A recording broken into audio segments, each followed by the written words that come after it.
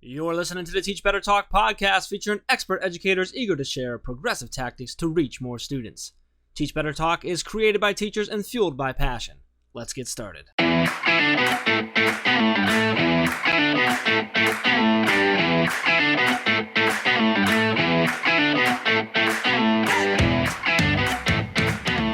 everyone, welcome to episode 184 of Teach Better Talk. My name is Ray Hewart, and as always, I am with my incredibly lovely, positive, and uplifting co-host, Mr.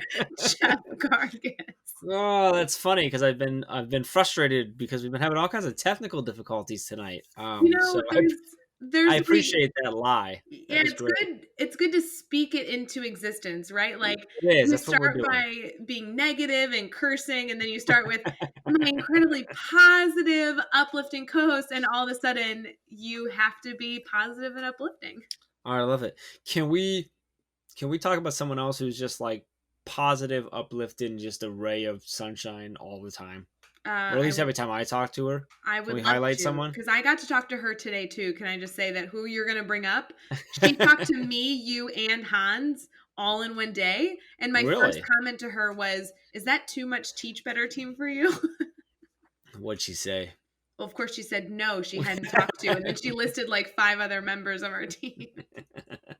Oh, I love it. We are talking about the one and only, the amazing Tracy Browder. Like, she's so awesome. She came on to the 12-hour live that we did last week while we were recording this and dropped the butterflies on us. If you don't know that, you need to go onto Facebook or YouTube and find that video and watch it just so you can find out what that is all about, which was awesome. But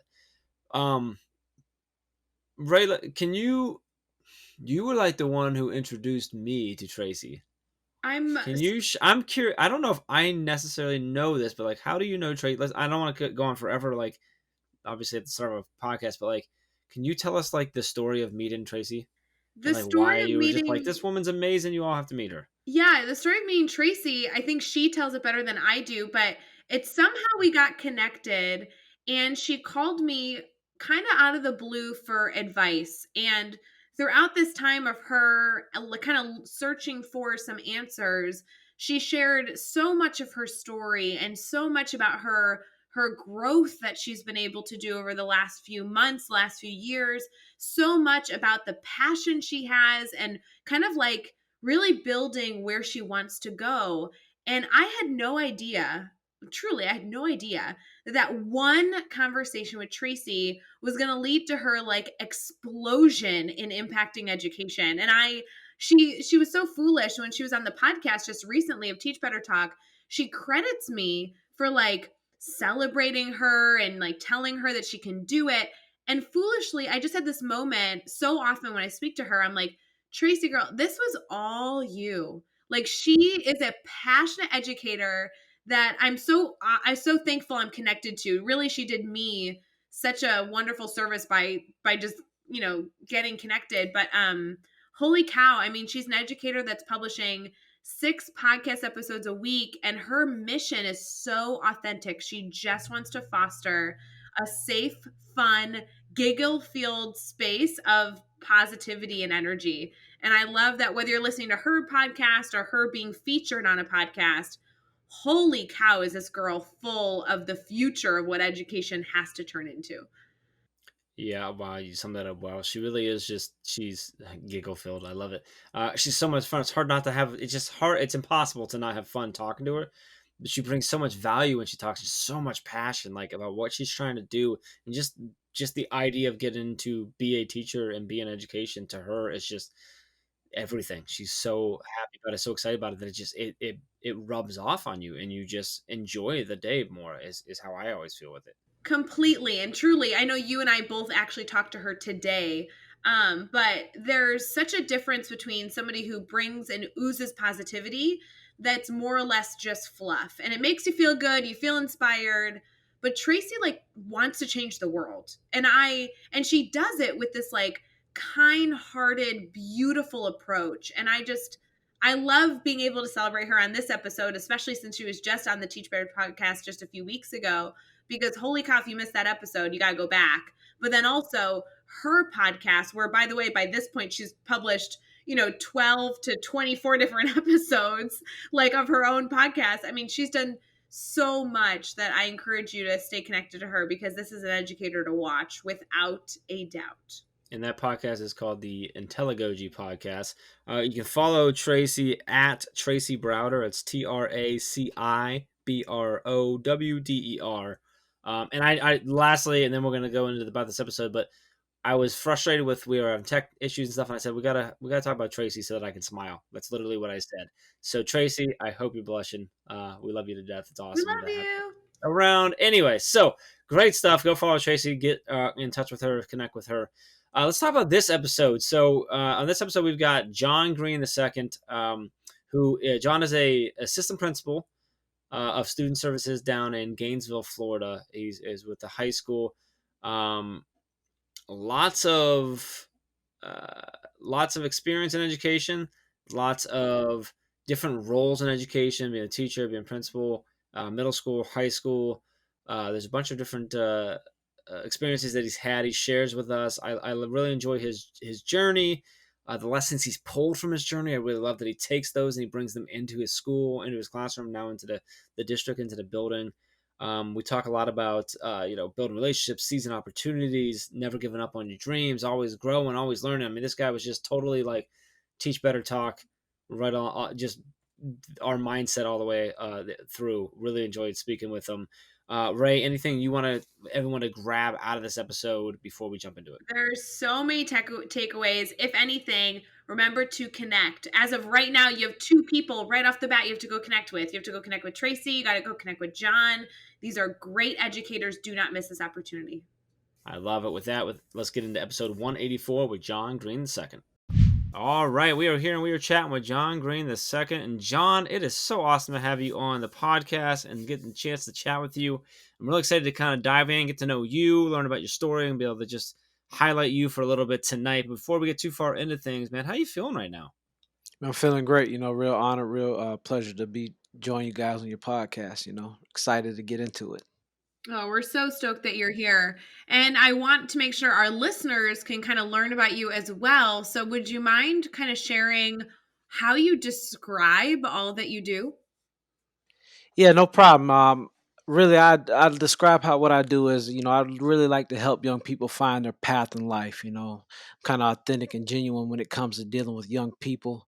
I don't necessarily sugarcoat things, but at the same time, I'm real empathetic to their needs and their current situation. Sometimes I think as adults we can forget what it's like to be a teenager, and we're quick to write off kids' problems as not adult problems. So that's really the kind of way I try to connect with them. Just not to date myself. I'd liken it to my favorite movie, Hook, when Peter Pan forgot what he was truly like to be a lost boy. So really once you start believing in kids, they can believe in themselves, and that's when they kind of start to fly and take off, and that's what I try to do. All right, John. I knew we were gonna get along to begin with, but then you brought up Hook, and I'm like, really? Okay. When I was a kid, that was like I love that movie. I still love it. I've watched it with my kids a bunch too. So, but I that's such a cool way to think through that, though. The lessons Peter Pan can teach us. Imagine that, you know. So I'm excited. That's awesome. I'm really excited to have you on and to kind of dive in. One of the things that I'd love to do is hear a story from sometime in your career in your life that you've had to overcome a challenge or overcome failure. Kind of take us there with you. Tell us what happened. How did you overcome that? And then what did you take away from that experience? So I would say really one of the times that I've experienced failure and overcome it was, I coming out of high school, I was fortunate enough to earn a lot of scholarships, even some national scholarships, one being a Gates Millennium Scholarship, which would eventually, pay through your first earned doctorate. But about a year and a half or so into college, I ended up having my oldest son and kind of just dropping out, not really wanting to do it. But at the time, not really recognizing, how valuable scholarships are. I remember going to the registrar and just kind of walking through it, and the guy brought my name up, and he was like, are you an athlete or something? Yeah, we don't you see this many people with, this amount of scholarship rewarded. I think by the when I first got my first reimbursement check, no loans or anything like that, it was over $10,000, and that was a lot of money for a young kid from the country. And but anyway, I had my first child, dropped out, lost all my scholarships and things like that. I was working construction, and I had one of my friends move back up to Gainesville. He started the at Santa Fe, and he just called me one day out of the blue and was like, "Hey man, you're too smart just to be, not applying yourself like that. Why don't you come back up to Gainesville?" So I ended up coming back to Gainesville after about a 2-year hiatus, but without the scholarships and all that. So I had to take out loans and stuff to get through, my undergrad and my graduate and all that kind of good stuff. But really, what I learned from that, and really what I take with me in education is, most of the time, as long as we have breath in our bodies, as long as we're alive, we can accomplish goals that we set out to accomplish. But really, what I tell my students and what I tell students all the time is, you know, it's never too late, but most of the time in life, like 9 times out of 10, you have an opportunity to do something once the most effective and efficient way that you can. And when I came back to college, I had to learn that the hard way. Yeah, I still got my degrees and all that, but I have a mountain of student loan debt to show it. If I just, stayed focused and stayed the course, I could have got all that and kind of been debt free. But I just use that personal story with students. It doesn't matter what situation you're in. You may make mistakes. Life may not pan out the way that you want it to, but if you're paying attention, if you're focused, you can get through it, the kind of the right way the first time. But if not, don't throw it away. Don't give up. You can always bounce back, but there'll be some repercussions and consequences. It may not pan out the way that you dreamed it, but it will work out if you stick to it. I love that it's kind of twofold of, make sure you're looking for and seizing those opportunities, but if you miss, you can still do it. You can still get back. I love that. If as long as we still have breath in our body, you can still chase after those dreams. I'm such a believer in that. Let's flip it around now. Let's talk about a successful moment you've had. This could be something big or something small, but take us there with you again. What happened? Why was it a successful moment for you? And then what'd you take away from that? Yeah, so I just finished my 7th year as an assistant principal, and I spent the last 2 years at an elementary school. But prior to that, my experience has been all in the secondary level. And when I came down to the elementary level, it was kind of eye opening. And at first, my first year I don't think was as positive. I mean, let me take that back. It was positive. It was great. I learned a lot. But when I got like the feedback from teachers, at the end of the year survey, there were 3 areas that were kind of shocking to me, where I didn't quite score as high as I wanted to. And the 3 areas were, does the assistant principal value teachers' ideas? Is the assistant principal actively involved in teachers in the decision making process? And really, the one that kind of hurt the most was, is the assistant principal building and sustaining a positive culture with relationships based on trust, collegiality, and mutual respect. And that those are really, prior to going into elementary, were areas that I prided myself on. Really thought I was hitting it, but just turns out, and I don't know other people's experience, but just speaking from my own, you know, elementary teachers and secondary teachers are kind of polar opposites. And the way that I was kind of going about it was kind of all backwards. But the good thing that I learned is, it's just like, when you're in the classroom, you have to build relationships with those students to kind of get the most out of them, to know that they can trust me, I can trust them, we can work together.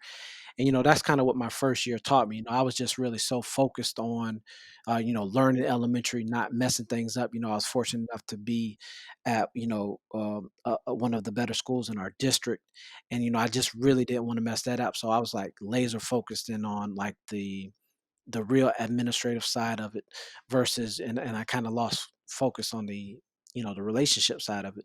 But year two went much better. And that's just what I kind of learned. It's all about relationships no matter where you're at. And if you're not cultivating, if you're not growing those relationships, then you're not going to be as successful as you want it. So I learned that in my second year. And even though COVID hit, we didn't get a chance to get those end of the year surveys out, but so I don't have any empirical evidence, but I would bet a paycheck, as they say, that those 3 areas be much improved.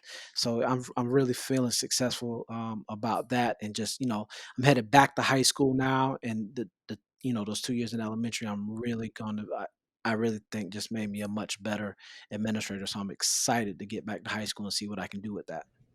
Mm, that's awesome. I mean, there's so many different elements that you're going to be able to take and bring into that high school environment. I'm so excited for you. I kind of wish that I could like be in the building and watch all this come to fruition. I think that's so exciting. Yeah, yeah, really, really exciting to, and just the possibilities. That's one thing about it. If you keep growing and keep learning, you're just gonna get better and better. And I'm really looking forward to that opportunity to continue to grow as an administrator. Ugh, ain't that the truth? So cool. So I have to know, with all the elements that you're doing, question four always asks about kind of like what fuels your fire, like what keeps you excited about the work you're doing. I know you kind of alluded to a few different ideas, but if you had to pinpoint one area of what you do that's really keeping you excited right now, what would that be?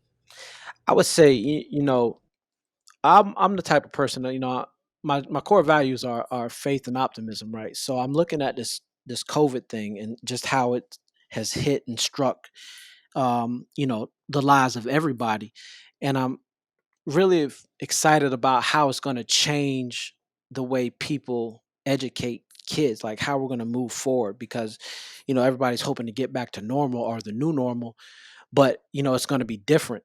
I'm excited to see what people have learned in this distance learning, and how they're going to bring it back into the classroom and make those relationships um, even stronger, so that they can take kids to new heights. If they're anything like I have 4 kids of my own, and we were burnt out in this house, doing the COVID learning thing. So I'm really excited just to see what we can do moving forward once we get back to some resemblance of normal. Yeah, and it's funny, we've had so many conversations with district leaders and educators trying to figure out how to facilitate, as a leader, how to facilitate that reflection for your teachers, that when they hopefully come back in August, that you can further emphasize that this time that we were just surviving actually has so many important lessons we've learned, that we need to make sure that we're taking the right ones with us when we come back into the classroom, and ensure that we're really starting fresh and doing the best that we can. So I think it's so important. If you were to offer a piece of advice, whether it be to a new teacher or a veteran teacher, what would it be? Whether it be related to coming back in August, or just an educator in general who's trying to do what is best for their students. Really, the one piece of advice, if I only had to give one piece of advice, especially to a new teacher or a teacher, that's only within their first couple of years, is, as hard as it may seem, you have to learn not to take things personal. I think that's one thing that education programs are not really teaching students. You graduate, you've put your heart in it, in the last 3 or 4 years, or however long it takes you to get your bachelor's or master's, and then you get into the classroom, you're pouring yourself out, and then you get that first, negative email from a parent, or you get that first negative phone call from a parent, and it just kind of rocks your world, because in your mind, in your heart, you know what you've given, and you know what you're given on a daily basis, and to kind of have that, I've seen it time and time again how it rocks a young teacher's world. And I just want them to know, if I could tell them anything, as hard as it may be, because you are literally pouring yourself into these students, that you have to learn not to take it personal, because 95% of the time, whatever they're lashing out, it has nothing to do with you. And it doesn't excuse their behavior for lashing out in any kind of way they can, but you have to kind of learn not to take that personal. And one way that I've always done it is, I'm fortunate enough to, I guess, to have like a reset button in my head. Like every time I leave my campus, like I hit that reset button, and I'm coming back the next day fresh and ready to go. I remember early on in my career, I had a middle school student, she cussed me out literally like in front of the whole school, and I didn't harbor that against her, the next day, well, when she came back to school, after her consequences or whatever, I didn't harbor that against her, I didn't hold that over her head. It was like, let's go. It's a new day. It's a new thing. So I want to encourage, the new teachers and those that are newly entering this profession, or even those who have been in this profession a long time and starting to take those things personally, just to remind themselves that that's not the case in most cases.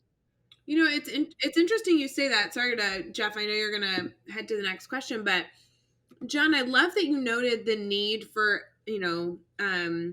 teaching programs to almost have that conversation to teach the importance of not taking that personally. We talk about it frequently, but to actually hope that there's a point in that learning progression where that becomes a conversation, I think is so valuable. Do you have any suggestions on how maybe that conversation could be facilitated in maybe a college setting or even just a classroom setting?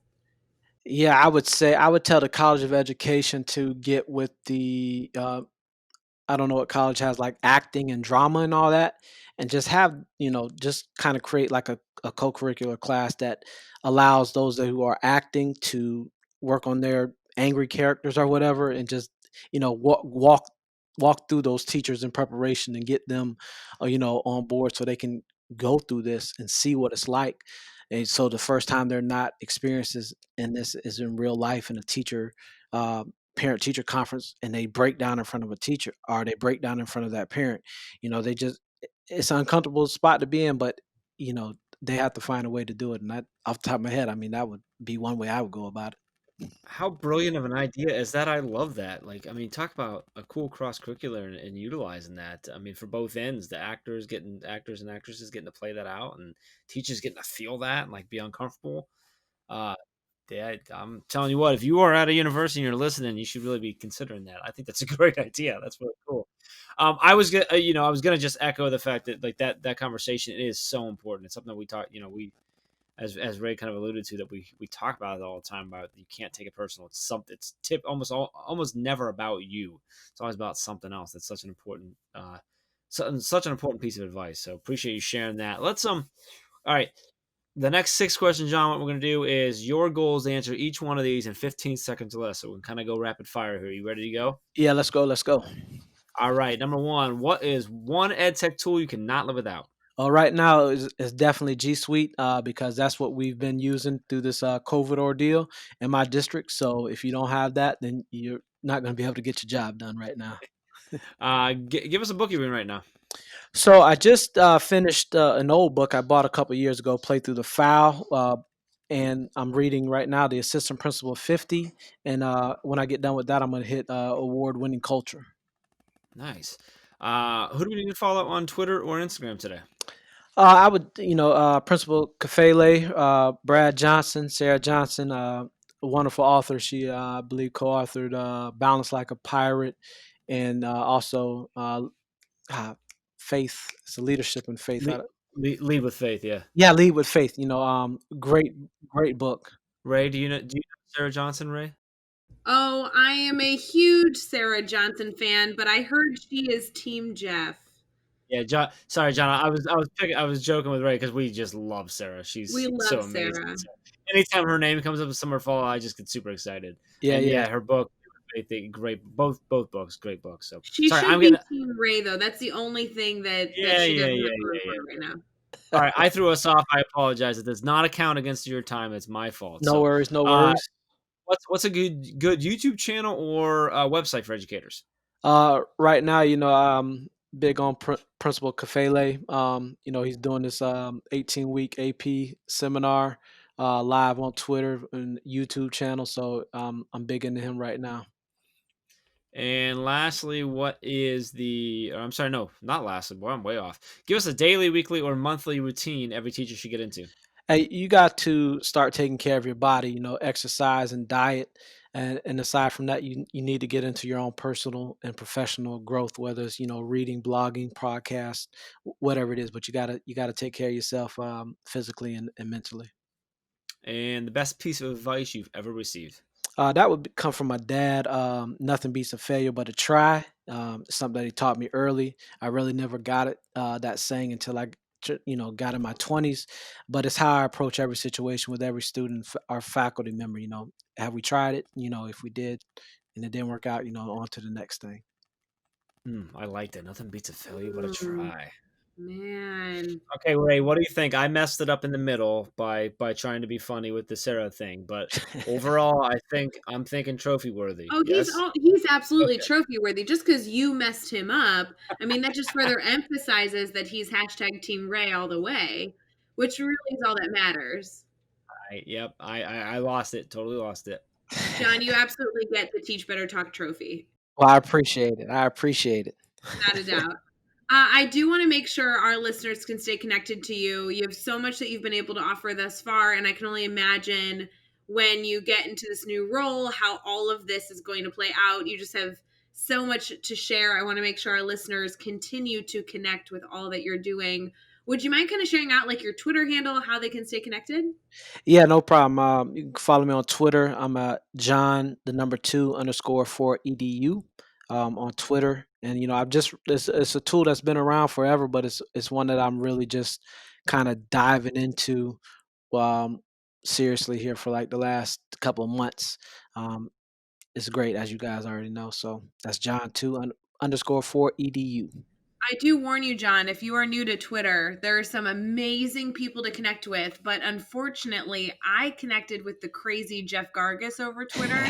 So I warn you, there are some bad, like crazy educators on Twitter, just so you know. It's very Hey, dangerous out there. So be careful. absolutely. Uh, you listen and know that you can find all the links and all the resources, everything we talked about over at teachbetter.com, as well as the link to make sure you get connected with John on Twitter and continue to help him build that PL in there. So make sure you head over to teachbetter.com for all of that. Be sure to hit subscribe so you don't miss any of the episodes coming up. And if you can give us a rating and review, we'd really appreciate that as well. And let's keep taking this one step further. Think of just 3 of your colleagues who need to hear these amazing stories and connect with these amazing educators and share this podcast with them. John, this was awesome, man. I'm so glad you were able to jump on tonight and share your story with us. There's so much value in this episode. I'm pumped up for people to listen to it. Just really appreciate you taking some time, having some fun with us, man. Thank you. Oh, absolutely, man. The appreciation is definitely reciprocated. Until next time, let's get out there. Let's teach better.